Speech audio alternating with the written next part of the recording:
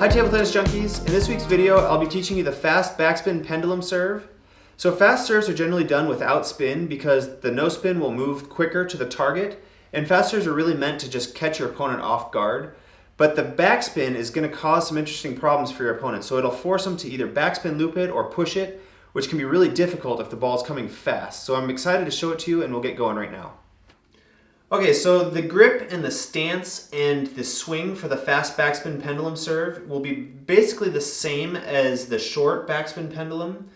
The index finger will come up and the other three fingers will come off like I've shown you in the other pendulum serve videos, and the thumb will also come up a little bit. The left foot will be almost in front of your right foot, and as you swing on this is probably the most important part, is you want your opponent to think that you're serving short. So as you come back, you're going to start the stroke just like you would the short backspin. You're going to come in just like the same speed and the same stroke as you would normally do with the short backspin. And then at the last moment, you're going to speed up and use your wrist to kind of flick through it. And that'll help get the speed on the ball, and what you want to do is you want to try to catch your opponent off guard with this. One final tip if you're practicing the fast backspin serve, and this is something that I like to do, is I'll serve 2 short backspins and then I'll do 2 fast backspins. And what I'm doing is I'm really just trying to hold the look of the short backspin for as long as I can before sending it out fast. I just want to reiterate how important that is if you want to catch your opponent off guard with these serves. All right, I'm going to demonstrate the serve now. If you want to do one slight variation from the short backspin, you can actually start a little higher than you would for the backspin, for the short backspin. So normally at the short one I might start here, where the fast one I might start a little higher. And what that'll do is you can still get backspin by coming down the back of the ball this way. It'll still spin the same way as if you come this way underneath it. And that'll help you to get a little bit more speed. Some players do that. It's not required, but it's one variation you can do for this serve. So here's the serve. You can see how I'm waiting to the last moment to actually speed up my stroke and whip my wrist through it.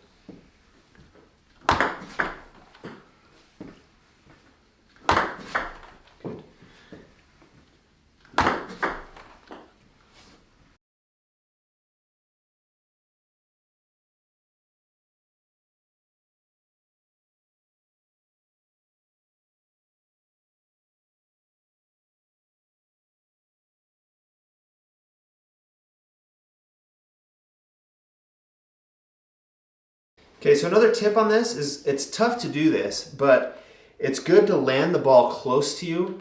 And if you're coming underneath the ball's going to want to float out. So when you're serving fast, this is with any fast serve, it's generally better to land it closer to you, whereas short serves, it might be more middle of the table. So when you're doing this, that's one reason why I like to actually start a little higher, and that way I can hit down into the table. But if you don't do it that way, that's fine, as long as you're able to serve fast. That's the main thing, and get some backspin on it.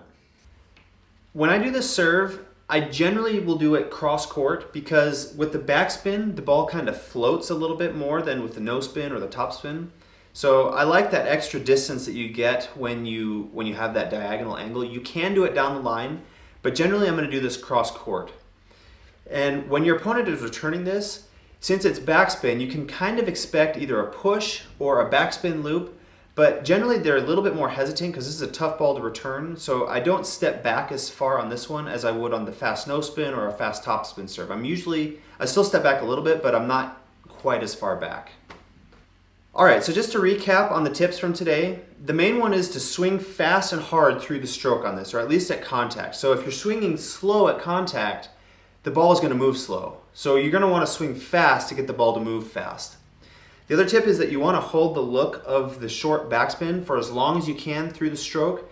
That way it kind of disguises the fast one. So if your opponent sees that you're swinging fast and big, they might step back or be ready for the fast one, where if you kind of keep that look of the short backspin for as long as you can and then swing fast towards the end of the stroke, it'll be a little bit better of a surprise and hopefully catch your opponent off guard.